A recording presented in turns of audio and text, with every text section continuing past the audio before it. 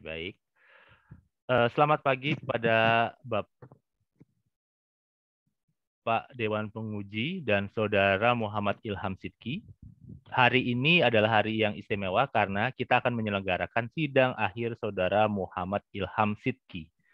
Sebelum dimulai, saya akan menyampaikan beberapa mekanisme sidang akhir skripsi.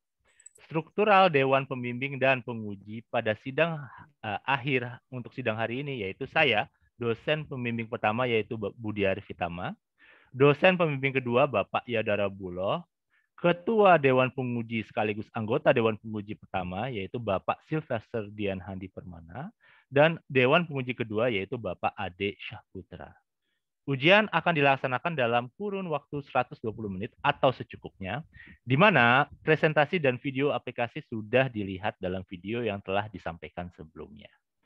Sebelum dimulai, silakan Saudara Muhammad Ilham Sidki berdoa menurut agama dan kepercayaan masing-masing untuk berlangsungnya acara ini. Silakan.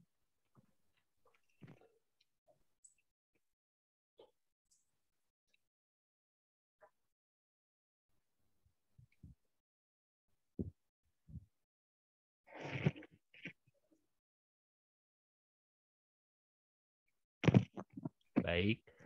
Saudara Muhammad Ilham Sidki, terima kasih telah mempresentasikan hasil penelitiannya dalam video yang telah disampaikan kepada dosen pembimbing dan Dewan Penguji. Silakan kepada Dewan Penguji untuk dapat melakukan tanya jawab. Saya persilahkan kepada dosen penguji pertama yaitu Bapak Sylvester Dian Handi Permana. Baik, terima kasih Bapak Budi Arif Hitama. Selamat pagi pada Saudara Muhammad Ilham Sidki. Pagi, Pak. Selamat pagi. Bagaimana kabarnya? Baik? Baik, Pak. Alhamdulillah sehat. Alhamdulillah sehat. Baik, hari ini saya akan memverifikasi dari hasil skripsi kamu ya. Ini saya share screen. Apakah sudah tampak? Sudah, Pak. Sudah ya. Baik. Ini flashback saya ya, sekitar 10 tahun yang lalu. Saya juga mengambil metode backpropagation momentum untuk skripsi saya.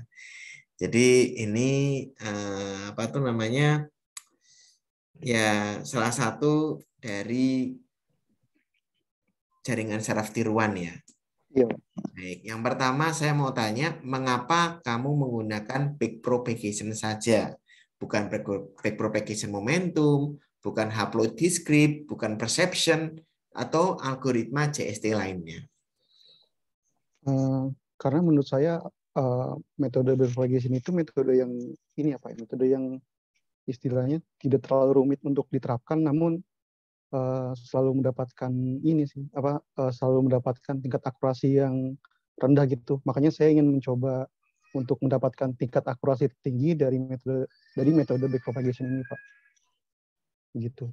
Oke, jadi tingkat akurasinya tinggi yang atau rendah tadi? Tinggi, Pak.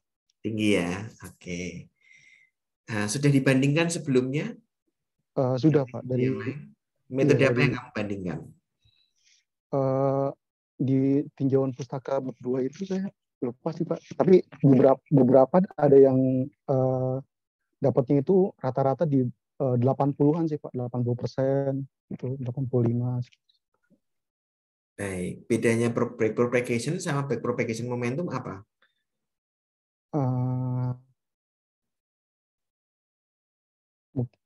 Kurang paham sih, Pak. Mungkin kalau backpropagation momentum cari ya. lebih, ya.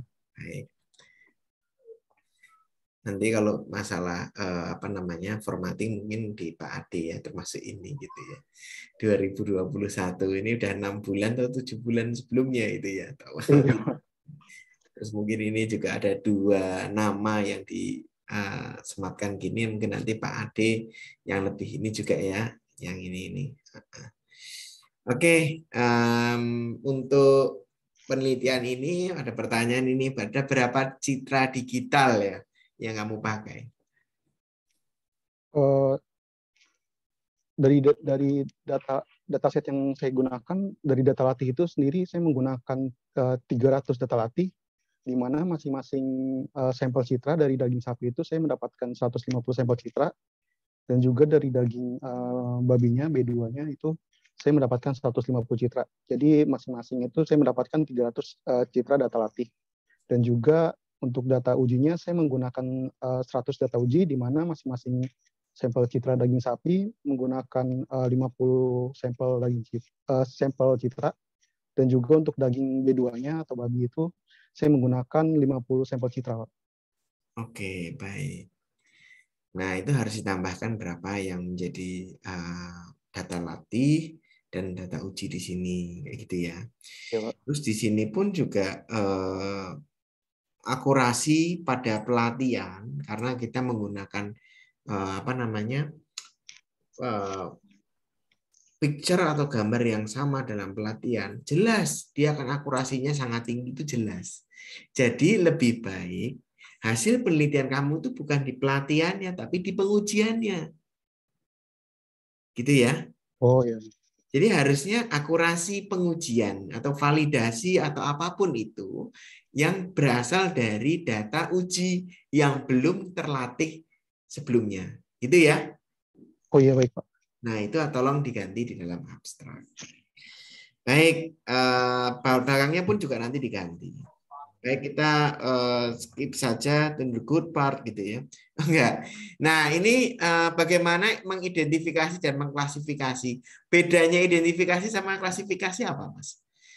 Kalau identifikasi kan setahu saya ini kayak cuma untuk apa sih namanya, mengidentifikasi daging sapi sama daging babi aja. Jadi kalau daging, iya sih, iya ya. Maksudnya tuh Pak, identifikasi itu lebih ke daging ini Pak, lebih ke apa? Nah, kamu Kalau harus klasifikasi kan bagiannya itu Pak, maksudnya gitu. Kalau identifikasi itu cuma satu bagian, tapi klasifikasi itu lebih ke golongan gitu Pak. Jadi golongan daging sapi sama daging babi gitu Pak maksudnya. Walaupun iya sih pemborosan kalimat gitu Pak. Maaf ya Pak. berarti ada dua ya di sini, Iya. identifikasi dan klasifikasi. Pembahasannya kamu, identifikasinya ada nggak? Iya Pak. Enggak. Nah, Saya lebih ke nanti klasifikasi Pak. disesuaikan juga dengan judul kamu, gitu ya. Iya, iya baik Pak. Saya sudah lihat, ini saya skip saja walaupun sini agak mengganggu ya. Ini ada ini untuk apa? Untuk nomor halaman 1 gitu ya. Ini pun juga ada ini ya, agak mengganggu. Tapi nanti itu jatahnya Pak Ade ya. Oh iya Pak. Ini juga ada kesalahan kata gitu ya. Grip ya. Grip itu untuk yang di senjata itu. Oke, baik. Kita next aja sampai ke bab 4 gitu ya. Karena ini sudah saya yakin sudah diuji di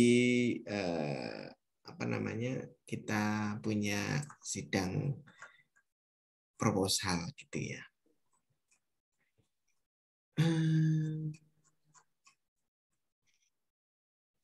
Baik. Nah, di sini pun juga ini gambar atau coding, Mas, atau apa ini? Source code Pak, source code dari codingannya. Source code ya, source code penulisannya juga bukan kayak gini ya. Paling ada nomor 1, 2, dan baris code-nya, lalu ada rujukannya juga. Oh gitu. Ini Pak Ade Saputra itu. Nah, saya mau tanya ini di dalam substansinya ya.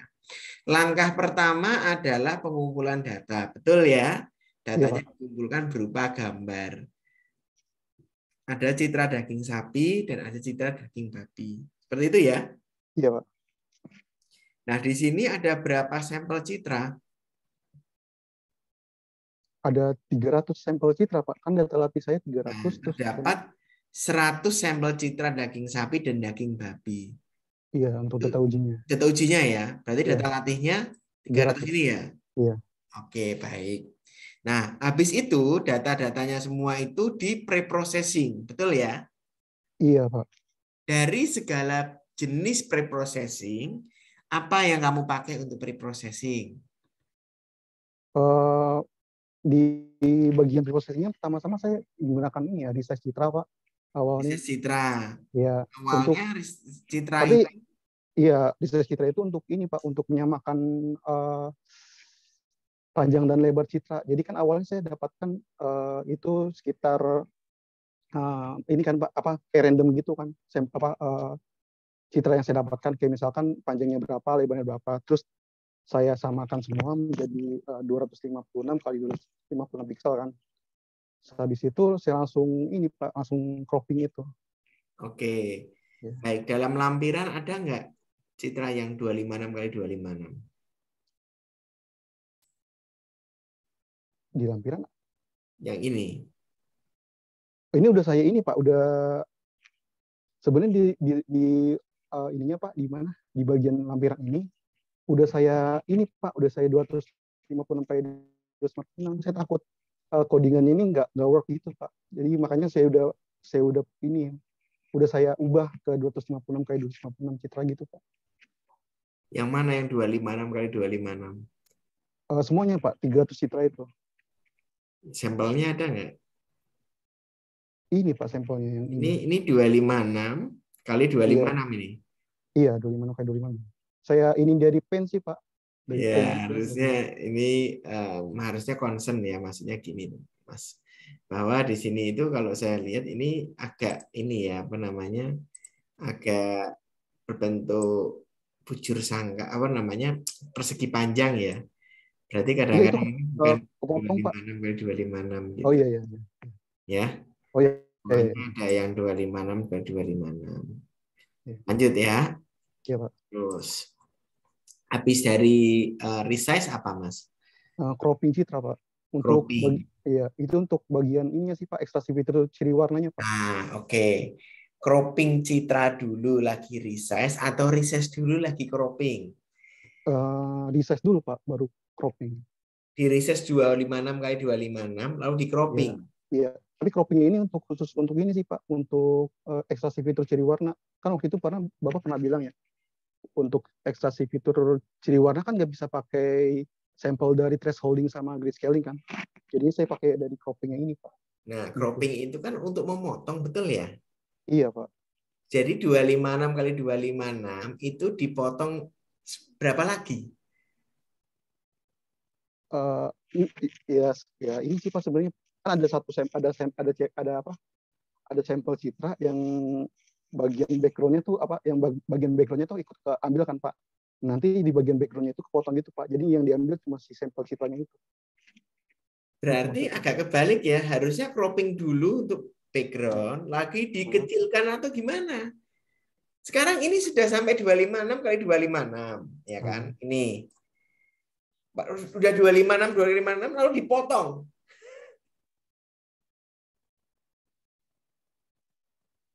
Enggak sih Pak, kan cropping kan memotong. Iya yang sih. Namanya crop. Iya, potong dari untuk bagian sampelnya itu. Cuma seperti itu sih Pak, kalau saya ininya. Jadi saya resize dulu citranya. Oke. Yang awalnya masih ada backgroundnya. Jadi pelatihannya kamu itu kurang dari 256 kali 256. Tapi untuk bagian resize citranya ini Pak, saya gunakan untuk ekstraksi fitur ciri tekstur Pak. Iya, jadi cropping betul. Itu, enggak, gini, kamu kan kalau misalnya kita 256 kali 256 kan bujur sangkar seperti ini ya. Iya Pak. Setelah itu kamu cropping berarti dipotong, betul kan? Iya. Kan memotongnya segini, di cropping gitu. Berarti citranya kurang dari 256 kali 256. Oh iya Pak, saya paham Pak. Iya. Yang benar cropping dulu atau resize dulu?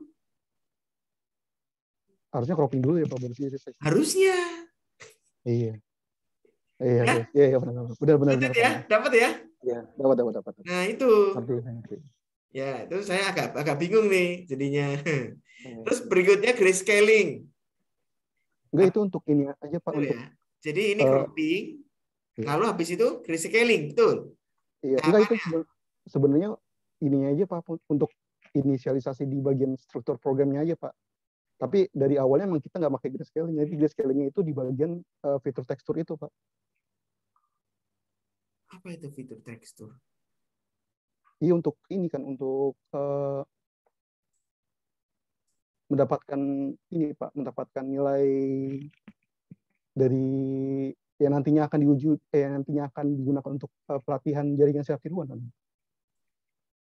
Sebenarnya memang tadi saya mau itu sih mau saya hapus ini tulisan yang tahapan grayscaling nanti saya taruh di Nanti nggak pakai grayscaling. Enggak Pak. Jadi saya ngikutin ini aja struktur program. Jadi struktur programnya ada apa pemanggilan grayscaling, tapi nanti eksekusi grayscalingnya saya gunakan di tekstur gitu Pak. Saya nggak dapat sih yang kamu jelasin. Tapi oke lah.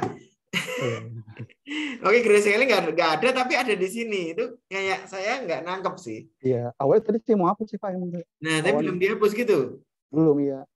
Gitu. Terus habis grayscaling, terus holdingnya masuk nggak? Masuk Pak, binarisasi. Jadi ini dihapus atau nggak dihapus? Hapus juga sebenarnya Pak. Hapus pokoknya juga. Yang grayscaling itu sampai thresholding iya. Hapus. Di bagian nanti saya masukin. Berarti ini dihapus semua. Iya Pak. Oke, ini dihapus semua gitu. Iya, saya masukin ke bagian tekstur gitu. Nanti saya jelaskan di tekstur. Nah, makanya ini saya bilang gimana logikanya. Iya. Masalahnya kalau sudah di grayscaling dan thresholding, di mana thresholding itu cuma ada putih sama hitam, lalu untuk apa ekstraksi ciri warna? Iya, itu. Waktu itu pernah Bapak jelasin juga di Sempro. Iya ya, tapi kok masih ada yang di sini? Iya, saya ngikutin struktur program gitu Pak. Jadi programnya itu nanti ada inisiasi grayscaling, saya jelasin aja gitu. Walaupun sebenarnya nggak digunakan. Nanti kamu ini komponennya ya untuk ya, pixel berapa pixel kayak gitu ya, contohnya iya, 1,1. Gitu ya. Iya Pak. Iya, Pak. Oke.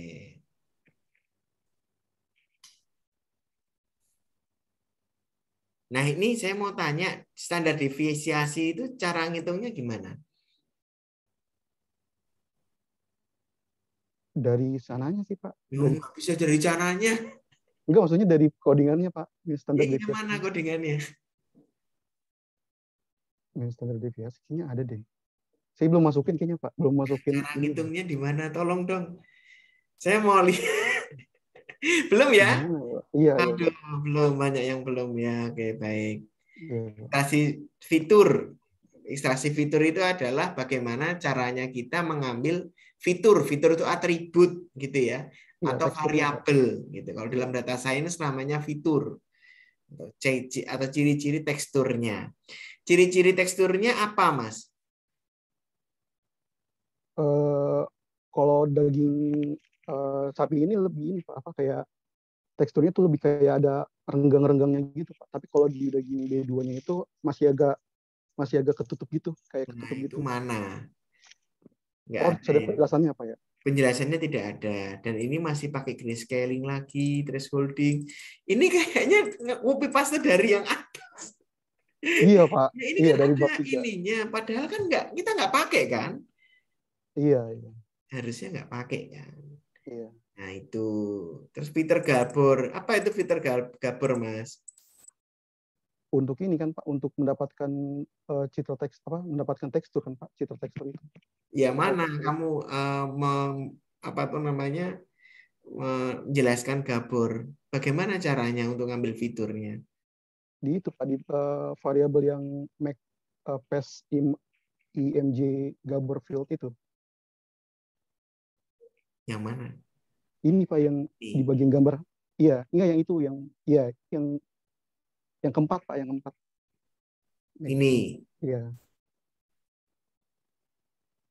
Ini digunakan untuk filter Gabor Pak, pemanggilan filter Gabor. Nah, filter Gabornya itu untuk apa? Kamu belum jelasin loh ini buatnya apa.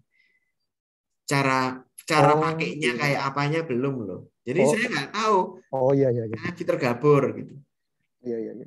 Jadi codingannya harus saya jelasin dulu ya Pak. Iya Pak, maaf Pak. Nah, dalam apa tuh preprocessing sendiri itu ada yang namanya wavelet ya. Bisa pakai dubijis, bisa pakai har gitu ya. Atau Gaussian kayak gitu ya. Jadi ya itu tolong dijelasin gitu ya. Gitu. Terus kamu dapatnya apa dari ekstraksi fitur?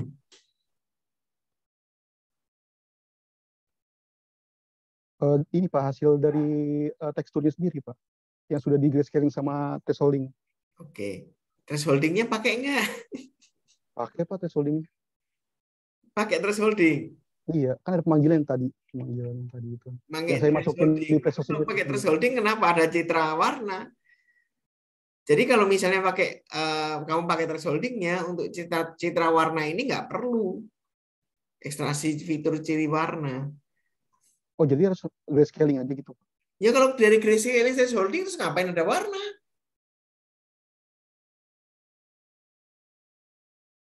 Betul kan?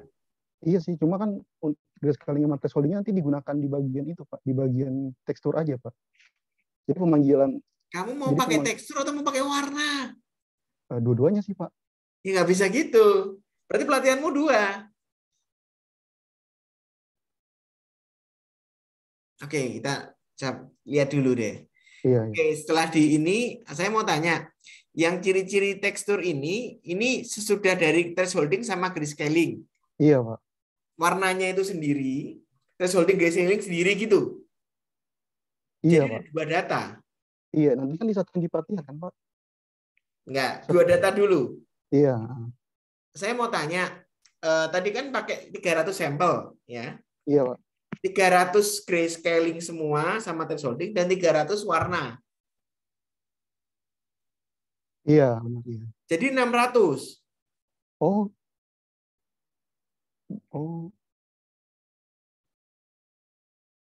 Bukannya nantinya hasilnya bakal nyatu gitu, Pak ya? Jadi Ya, kan bukan gitu. Gimana? Ya, pemikiran saya sih. Sorry. Dari warna dulu. Ini kan warna udah ya, tekstur warna. Iya. Terus hasilnya itu adalah ini. Iya. Terus hasilnya ini buat apa? Untuk pelatihan ya, Pak, di bagian pelatihan. Untuk pelatihannya. Iya. Melatih warnanya. Iya, Pak. Nanti kan iya. Terus oke, warnanya dilatih. Terus teksturnya juga dilatih. Iya, Pak. Nanti disatuin di bagian pelatihan, Pak. Oke, kita skip dulu ininya. Ya. Habis dari ekstraksi sudah, harusnya kasih tahu nih ekstraksi ini hasilnya apa ya. Ini apa kayak gitu belum dikasih tahu. Gitu ya. Oh iya, Pak, iya. Terus normalisasi. Gunanya normalisasi buat apa? Supaya nanti dapatkan hasilnya masuk pecahan desimal ya, Pak. Nanti supaya dapat kayak 0, 1 gitu, Pak. Jadi di mana 1 itu mempresentasikan daging sapi sama 0 itu mempresentasikan daging babi gitu, Pak. Bagi B2-nya itu. Untuk dilakukan 1 itu daging sapi. Iya. Kalau 0 daging B2, Pak. Daging B2. Iya. Ya nantinya akan digunakan untuk normalisasi gitu. Iya, Pak. Ya udah selesai dong, nggak usah ada pelatihan. Gitu kan sih? Enggak sih, Pak, enggak gitu, Pak. Loh, normalisasi buat apa? Supaya kan awalnya iya sih benar ya juga. Oke. Iya. Ya udah, saya tahu. Oke, lanjut ke pelatihan. Pelatihan CST. Sebelum masuk proses pelatihan, hal yang dilakukan pertama adalah menentukan nilai pada jenis daging yang akan diteliti, target latih. Menentukan nilai. Menentukan nilai itu kita yang menentukan atau hasil pelatihannya itu yang menentukan? Hasil pelatihannya, Pak. Berarti itu yang dilakukan pertama adalah menentukan nilai. Itu kan hasil akhirnya, bukan pertama. Oh, berarti salah ya, benar salah. Aduh, iya. Bener kan ya? Bener ya? Bener. Pak. Iya. Ya, ini kok pertama gitu ya? Iya, salah, Pak. Iya. Normalisasi menggunakan input neuron pada variabel Brow. Brow itu apa? Brow itu Pak, nanti hasil normalisasi datanya didapatkan 1, 1, 1, 1, 0, 0, 0, gitu, Pak. Waktu itu saya dapat dari table Brow itu hasilnya seperti itu, Pak. Jadi nanti di matrix array 1, 1, nanti hasilnya 1 itu mempresentasikan daging sapi. Terus nanti dari array 1, 0, hasilnya 0 itu mempresentasikan daging babi gitu dan seterusnya gitu, Pak. Ya kalau kayak gitu buat apa pelatihan? Udah tahu. Enggak, itu nanti setelah itu, Pak, setelah saya jalankan itu. Baik. Ya. Oke, ini source code untuk berarti latih menggunakan for. Ya, oke, kamu melatih ini. Nah, caranya melatih gimana?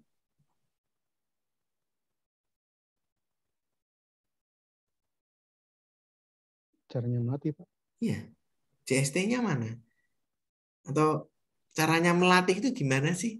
Supaya komputer tuh ngerti ini daging sapi, ini daging babi, itu mana?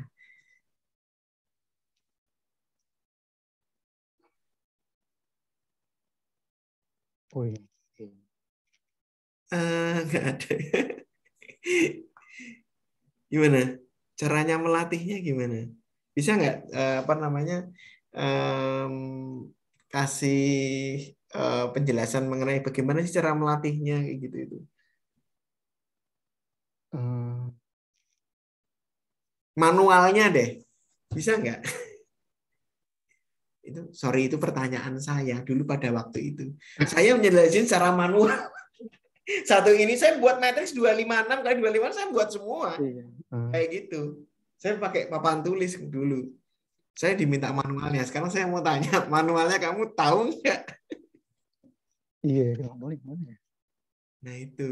Jadi learning itu memang kamu harus bisa jelaskan secara manualnya. Gitu Iya. ya. Dan itu Iya. kamu harus ada di sini. Even kamu pakai deep learning sekalipun, kamu harus tahu. Tuh. Untuk mencegah apa? Kamu reuse code. Kamu hanya menggunakan kode-kode dari kakak angkatanmu. Misalnya, Iya. bahkan dari temanmu. Misalnya Bang Rafiansyah. Nah, kayak gitu ya. Nah, itu kan tinggal pakai aja. Nanti datasetnya tinggal diganti. Bukan gitu caranya skripsi. Saya Kamu dapat harus dari ini, Pak. mengetahui gimana caranya dia melakukan pelatihan, apa yang disimpan, bagaimana cara untuk menghasilkan epoch, bagaimana cara untuk menghasilkan MSE, gitu ya. Kamu Iya, Pak. ngomongin MSE di sini, tapi caranya menghasilkan gimana? MSE itu bisa diambil dari mana? Gitu loh. Oke, next selanjutnya. Backup Packaging mempunyai beberapa layer, multi layer. Berapa layer yang kamu pakai?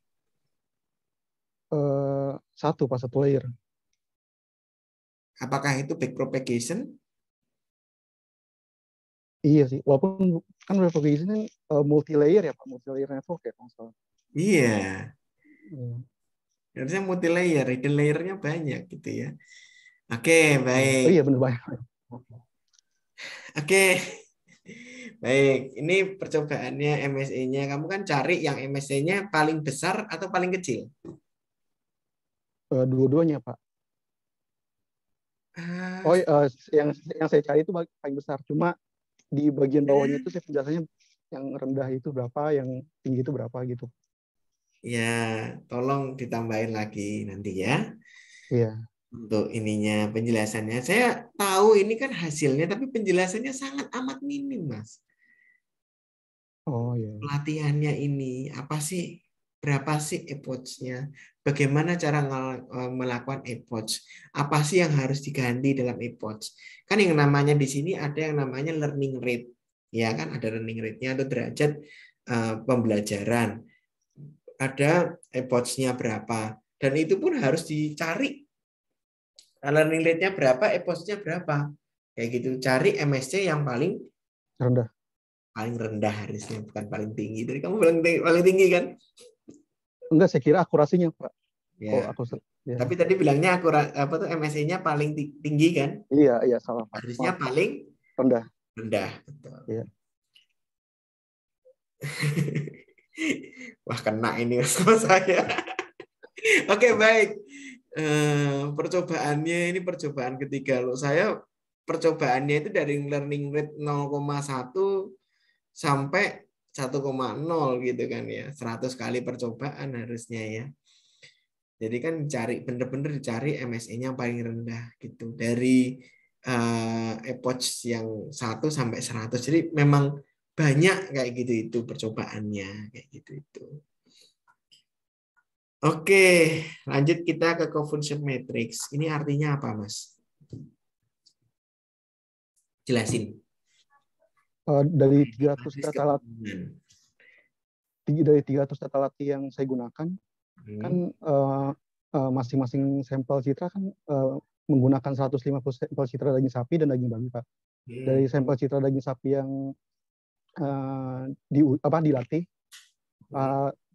teridentifikasi 149 sampel citra itu terklasifikasi sebagai daging sapi dan sisanya itu daging B2.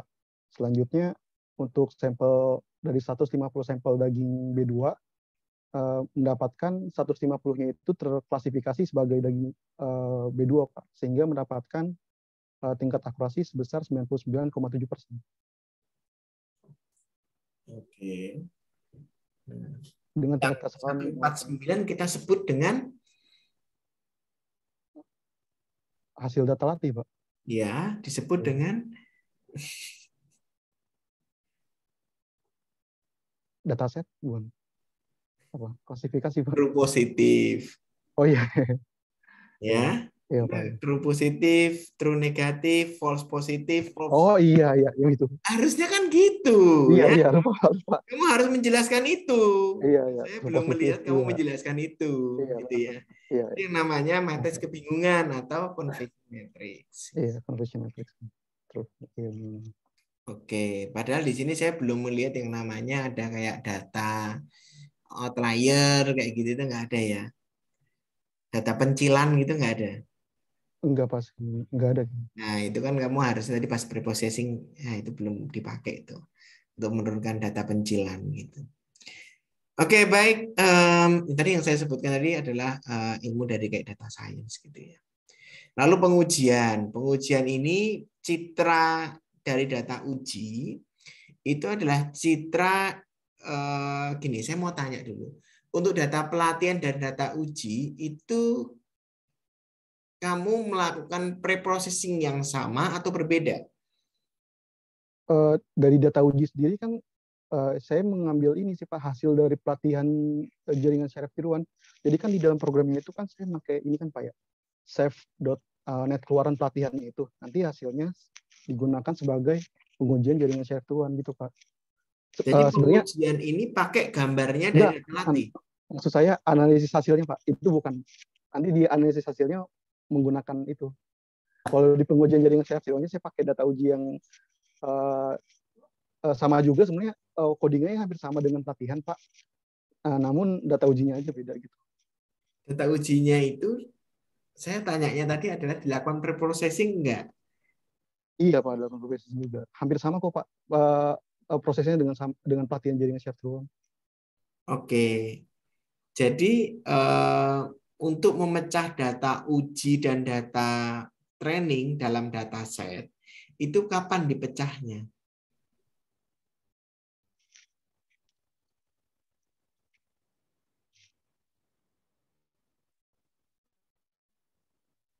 Halo?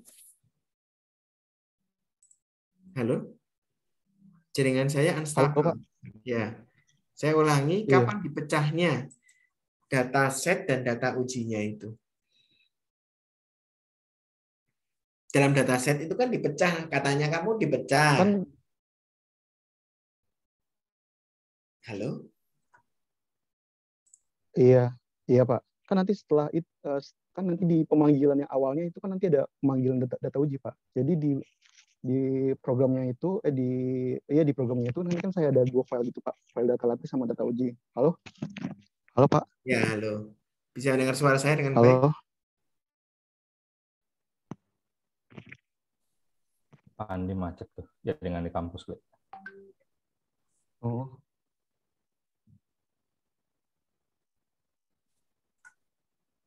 Bisa dengar saya Bisa dengan Pak, baik? tadi pecah-pecah. Halo? Halo, iya Pak. Oke, bisa dengar saya dengan baik. Mohon maaf, jaringannya di kampus kita tercinta sedang mengalami gangguan. Oke, baik. Kita lanjutkan. Kapan kamu memecah data uji dan data latih itu?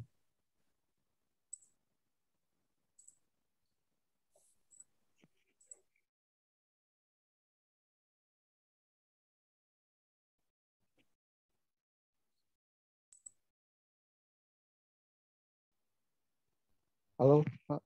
Ya, sekarang saya udah ganti jaringan. Oh iya. Jaringan pribadi saya semoga lebih baik. Iya Pak.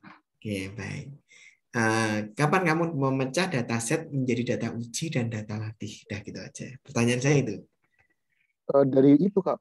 Dari itu Pak. Dari itu Pak, dari pemanggilan yang awalnya itu kan nanti ada pemanggilan data uji sama data latih. Kan Kapan nanti dipanggilnya? di bagian awal Pak. pemanggilan data itu. Nanti Yang awal banget. awal banget itu. Berarti data uji ini tidak dilakukan preprocessing yang sama. Yang sama Pak, kan nanti codingannya itu dari pelatihan sama pengujian itu bersama Pak. Tapi nanti ada pemanggilan gitu Pak. Baik. Jadi nanti data Jawabannya. latih sama data uji itu ini Pak dipisah gitu kan, sesuai dengan pemanggilannya masing-masing. Jawaban yang benar, kapan data uji itu, data set itu dipecah jadi data latih dan data uji adalah sesaat sebelum pelatihan. Jadi preprocessingnya sama, lagi dipecah, gitu loh. Oh iya. Harusnya seperti itu. Baik. Itu Data Pak uji. yang itu. Baik. Data uji berarti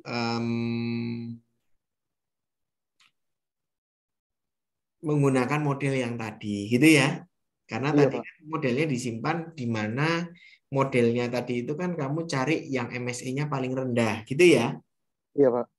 Nah, kamu belum ada di sini MSE-nya mana yang kamu simpan, apa dengan laju pembelajarannya berapa, epoch-nya berapa yang paling optimal, belum ada ya. Iya, belum ada, Pak. Nah, Iya. itu yang harus kamu lakukan sebagai hasil dari penelitian kamu. Nah, sekarang lalu diuji hasil penelitian yang tadi. Nah, di sini ini kan kamu cuma mengambil data ujinya, tapi kamu belum mengambil hasil pelatihannya tadi. Maksudnya modelnya tadi, epochnya berapa, pelatihannya, laju pembelajarannya berapa, itu kan harusnya dikasih tahu di sini, gitu kan ya? Yang nanti akan diuji ke data uji kamu, gitu ya? Oh iya, iya, Pak. Nah, itu kamu harus kasih tahu di sini.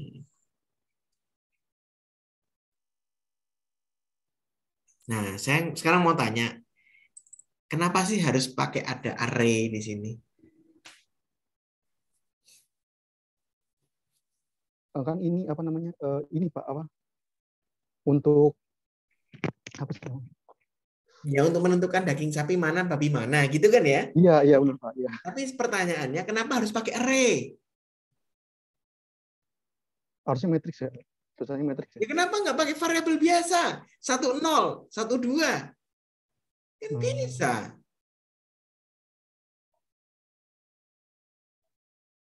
Kenapa harus Iya, pakai Pak. array?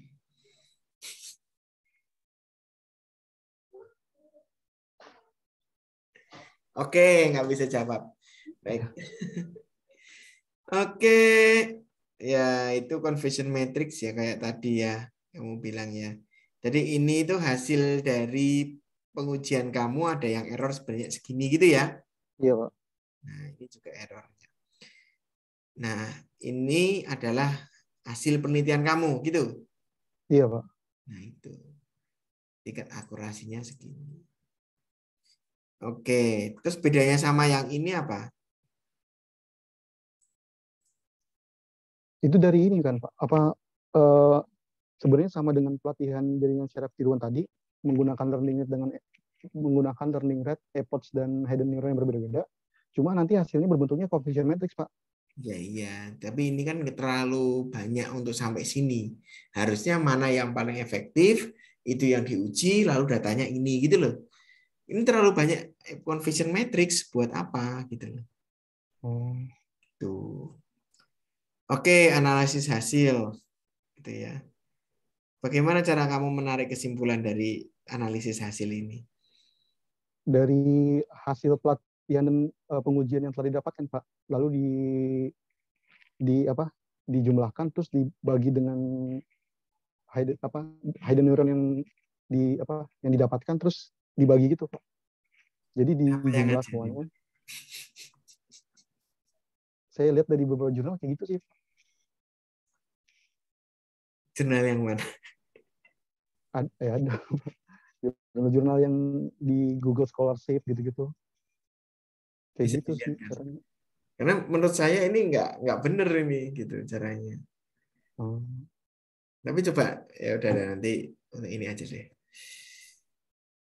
Oke deh, terakhir Mungkin nanti kamu bisa pada waktu revisi kepada saya bisa diperlihatkan jurnalnya caranya kamu pakai gimana gitu ya.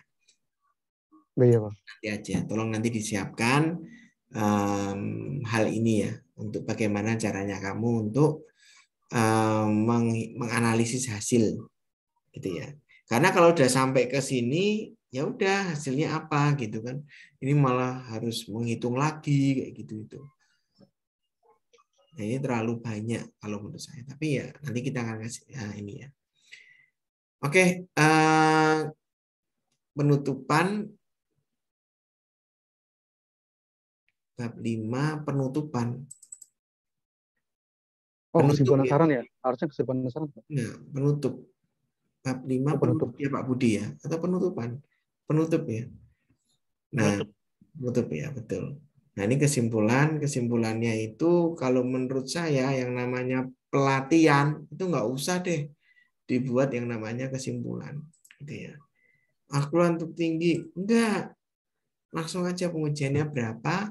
Nah, itu yang harus kamu lihatkan itu adalah ini epochnya berapa yang paling tinggi, yang paling apa namanya paling akurat untuk pengujiannya gitu. Jadi pengujiannya yang penting ya. Oh, berarti tingkat pelatihan nggak ngaruh ya, Pak ya? Nggak Untuk usah pengujian. pelatihannya. Pasti bisa kalau pelatihan itu.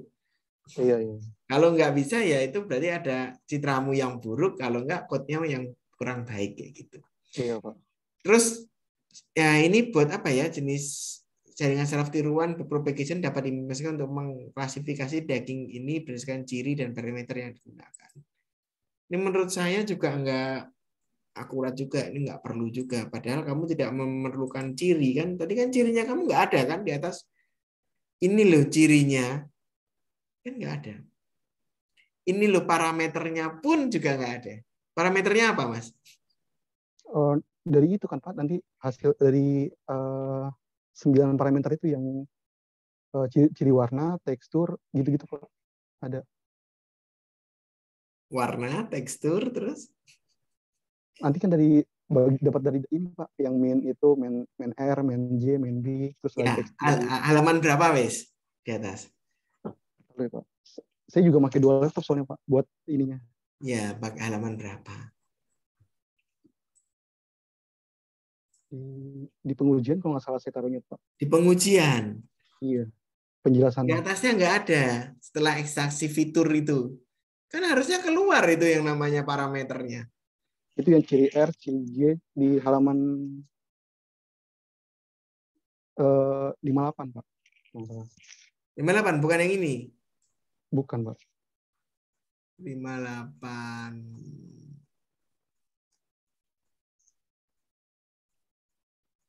Apa bukan gitu? Ini. Data uji. Ciri Iya, bukan R, itu ya? ciri... Emang itu ya? Oh, berarti yang learning rate itu ya, Pak ya? Hah?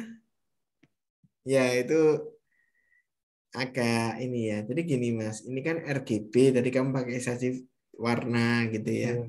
Terus yang thresholding sama itu mana? Ekstraksi apa namanya? Polanya mana? Di ini kan, bukannya di ENT sama VAR itu, Pak. Yang mana? Itu tadi yang tadi, Pak. Nggak, gini. Yang tadi itu kan ini kan tadi ini kan tabel ini ya, berprocessing ya. Ini warna RGB. Terus kamu katanya pakai yang thresholding, gitu ya? Iya, Pak. Nah, thresholding itu masuknya kemana? Grayscaling itu masuknya kemana? Bukan di bagian itu, Pak ya? Bukan di bagian INT sama VAR itu, Pak ya? INT sama cat. Yang mana? Di bagian 58 tadi, Pak. Yang itu, yang ciri INT sama ciri VAR, bukan? Mean itu apa? Main itu rata-rata dari RGB, Pak, tekstur. Dari warna, maaf. Rata-ratanya. Iya. Ya memang rata-rata, tapi bagaimana rata-rata itu menjadi ciri? Oke, Oh, berarti bukan. ENT. ENT apa? Apa ya? Saya lupa. Oke, nah itu Mas saya nggak nggak paham masalah apa yang ditulis di situ gitu ya. Baik, itu saja sama saran ya. Sarannya itu di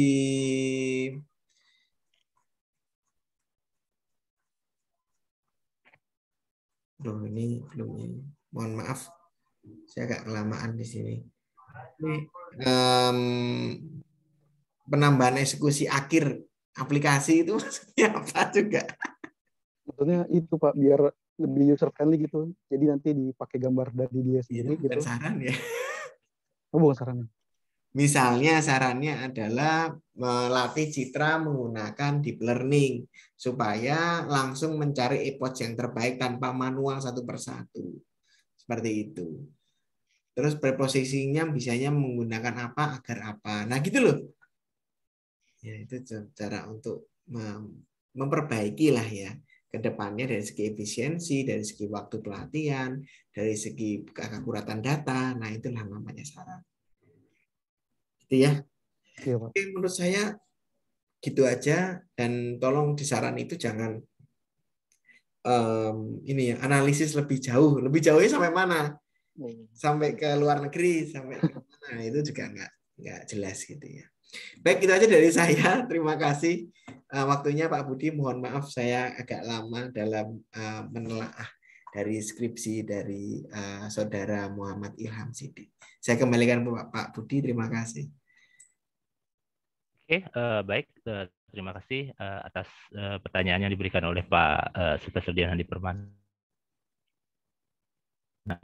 Kemudian saya persilahkan kepada dosen penguji kedua, yaitu Bapak Ade Syahputra, untuk dapat menyampaikan pertanyaannya. Silakan Pak Ade. Baik, terima kasih Pak Budi. Selamat pagi, jelang siang, Ilham Siddiqi. Iya, selamat pagi Pak. Kabarnya?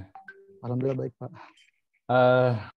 Sebelumnya saya ucapkan selamat ya, sudah masuk di tahapan terakhir, mudah-mudahan lancar aja.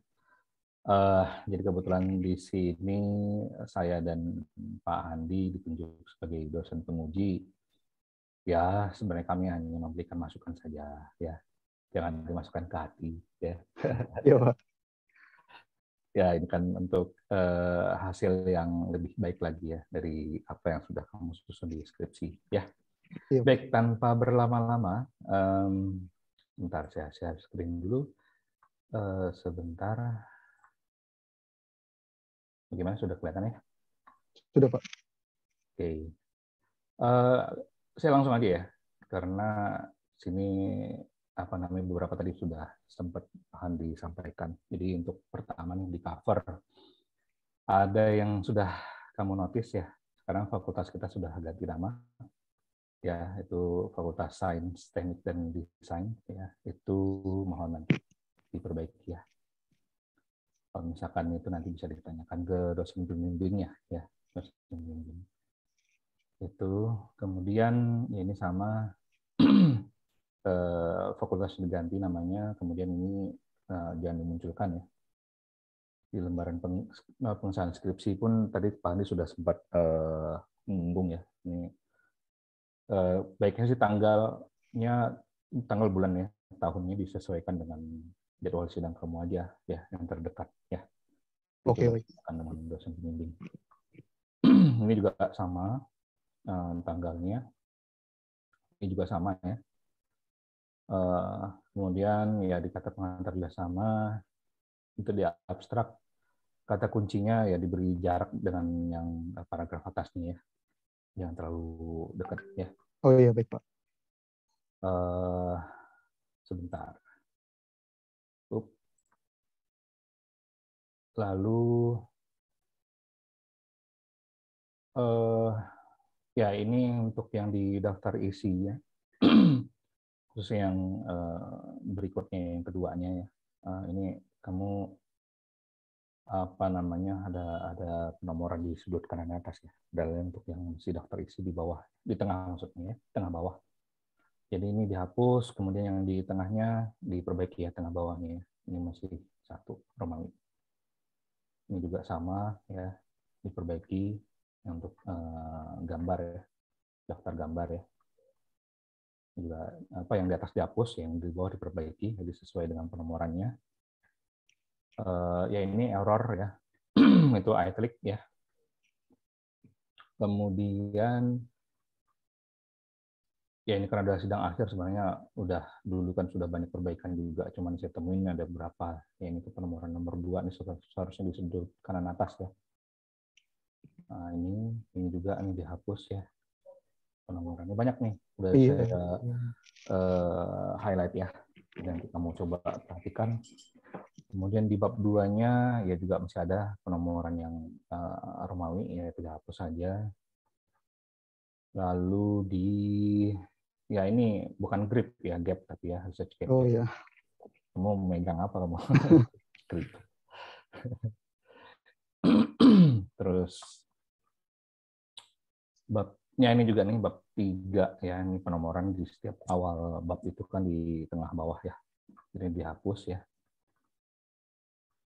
Lalu ya ini juga diperbaiki, ini dihapus ya yang lembaran keduanya atau halaman keduanya dari bab 3 ya. Lalu apa lagi ya?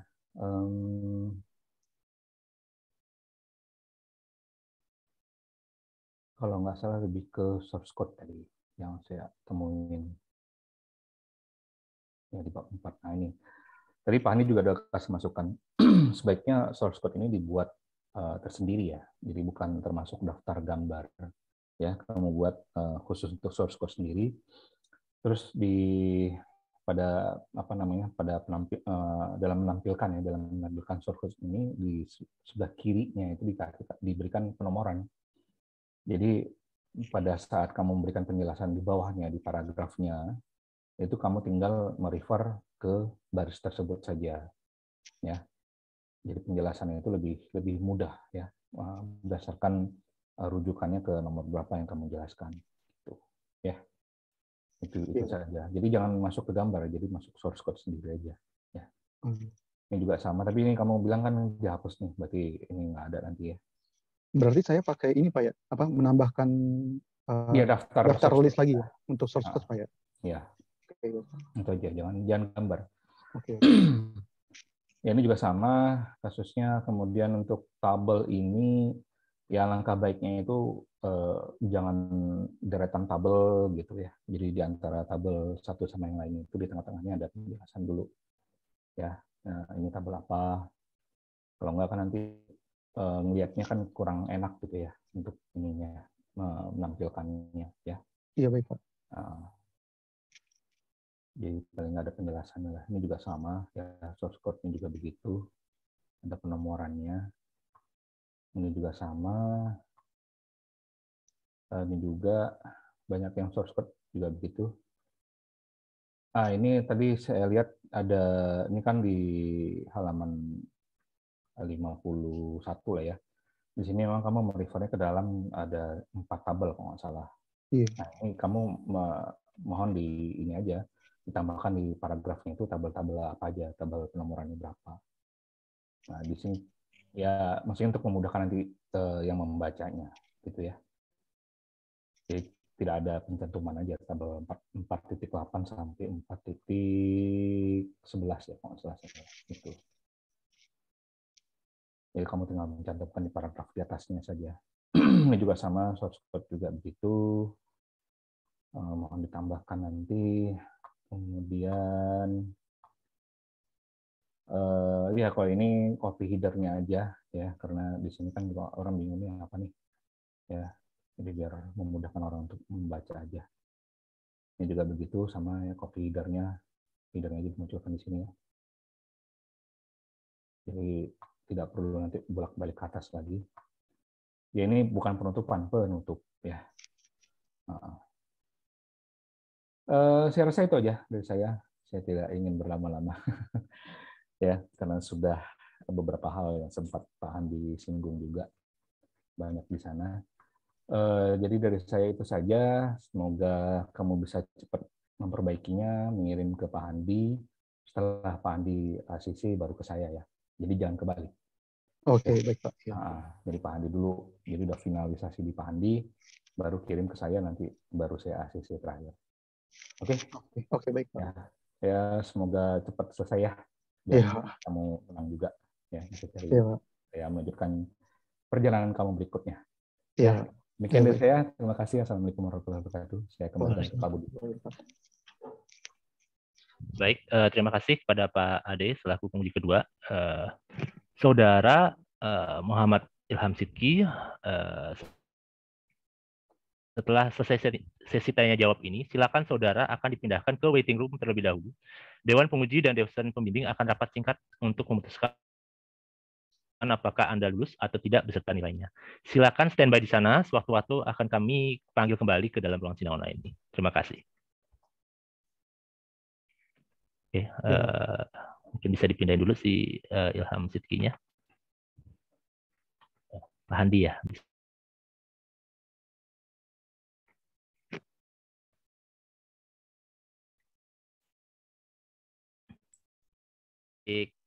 Oke, Ilham sudah. Baik, kita langsung lanjutkan ya sidang rapat kita. Oke, baik, Saudara Muhammad Ilham Sidki, sebelum kita mendengarkan hasil keputusan rapat Dewan Penguji dan Pembimbing, ada beberapa syarat persiapkan. Yang pertama, saya persilahkan kepada dosen pembimbing kedua, yaitu Pak Yada Rabullah, untuk membacakan beberapa persyaratan. Saya persilahkan kepada Pak Yada. Baik, terima kasih. Bismillahirrahmanirrahim. Assalamualaikum, selamat pagi ya, Mas Ilham Sidki. Semoga kamu dalam keadaan yang sehat dan prima ya untuk menerima hasil dari sidang hari ini. Oke, sebelum itu izinkan saya untuk membacakan beberapa hal yang perlu sekiranya Saudara Ilham Sidki setujui gitu ya, karena ini adalah bagian daripada komitmen dalam rangka menjaga mutu dan kualitas dari lulusan Prodi TI Trilogi. Baik, sebelum dibacakan keputusan oleh pembimbing utama, akan dibacakan pernyataan yang harus dijawab oleh Saudara Ilham Sidki pada sidang kali ini dengan menjawab bersedia atau tidak bersedia. 1. Apakah Saudara Ilham Sidki jika dinyatakan lulus sanggup menyelesaikan segala urusan pasca sidang seperti revisi dari penguji dan seluruh administrasi kepengurusan kampus? Bersedia, Pak. Baik. 2. Apakah Saudara Ilham Sidki jika dinyatakan lulus sanggup menyelesaikan kewajiban yaitu mempublikasi artikel ilmiah di International Conference terindeks IEEE dan Scopus? Bersedia, Pak. Baik. 3. Apakah Saudara Ilham Sidki jika dinyatakan lulus bersedia untuk menjadi pembicara dalam suatu temu ilmiah atau webinar mengenai topik yang diangkat dalam skripsi? Bersedia, Pak. Baik. 4. Apakah Saudara Ilham Sidki jika dinyatakan lulus sanggup menulis artikel untuk berita yang akan dimuat ke media massa? Bersedia, Pak. Baik. 5. Apakah Saudara Ilham Sidki jika dinyatakan lulus bersedia mengikuti rangkaian kegiatan yudisium hingga wisuda? Bersedia, Pak. Baik. 6.